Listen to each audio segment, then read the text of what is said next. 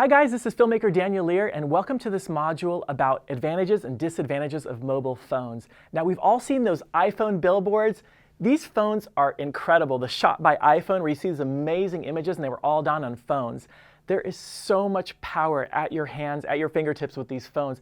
I want to talk about some basic advantages of these phones, and then I'm going to go into a couple disadvantages and how to work around those. Now, the key advantage that I see it is that the phone is always with you. So you're able, therefore, to make constant content. Photos, videos, whatever it is. Now, the iPhone is very, very advanced with some of its settings that allows you to do kind of studio portraits where you could take the background out, make it black, for example. These phones have amazing tools.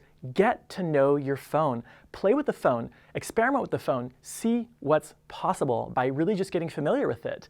Another thing about advantages is that you can upload directly to social media. So you can just film something and just upload it directly to Instagram, Facebook, whatever it is. And what's so cool about that is that normally when we shoot on regular cameras that are not mobile phones is that we have to transfer the files into a computer editing system. We have to color them, for example, which means to enhance the colors. And then we have to export them, which means to make files and then upload them. With the phone, you can just go straight direct to social media. And this is so cool because you can work so much faster, which is amazing. So the phones are easy to use. They're very advanced these days with a lot of different options, especially in the pro settings, like with the Samsung. You can go and you can control the different settings as opposed to having everything be on automatic. So we have so many advantages with our mobile phones and they're so brilliant, but I want to give you a couple of the disadvantages just so you're aware of them and how to work around them. The first one is battery life. Make sure your phone is fully charged before you go out there, and always have your charger and maybe a backup charger with you, because when that phone goes down, you've lost your ability to create content. So always have your charger with you. Maybe you have two phones. Maybe also a big tip for me is that when I'm shooting content, I just put my phone on airplane mode so it doesn't drain the battery and the phone will last longer and I can just keep creating content. Then with the brilliance of the cell phone, remember you could just upload direct to social media. You can then put the airplane mode back on and upload your content. Another thing with cell phones is their disadvantage is that they have a hard time with high contrast situations. Basically what that means is extreme brightness and deep shadows. Those two together are very hard for the phone. So for example, if you put someone in front of a bright window, the phone would be like freaking out because it doesn't know what to do, whether to go for this exposure, meaning this image light, or the one that's very bright. So it has a really hard time with that. So what you can do to work around that is just put your subject, if it's a very bright day, put them in the shade. The phone loves the shade. It's really good for color. Also, you could put them into a studio with a softbox, like we've talked about, with diffused lighting. That's a great way to go because the phone can handle that sort of soft light. It works really, really well.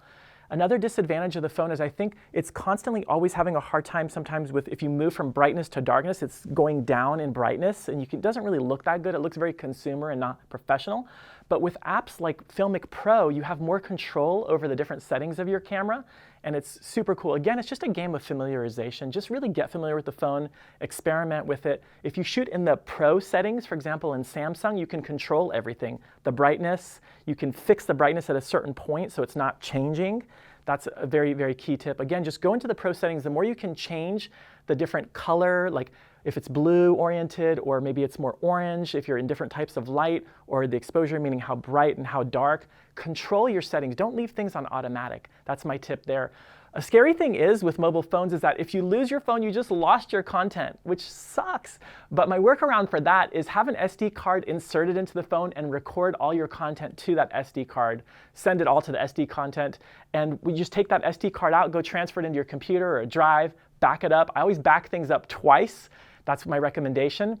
And so those are the different workarounds for the disadvantages. But again, there's so many advantages. The quality is amazing. Again, I took my cell phone with me to China, and some of the images I shot on my cell phone beat my really expensive camera. It was mind-blowing. So it's just cool. It's also just, the portability is great. I mean, you could just put that phone in any small situation, tight space, and just get content. It's amazing. So have fun with your content. Thanks for watching.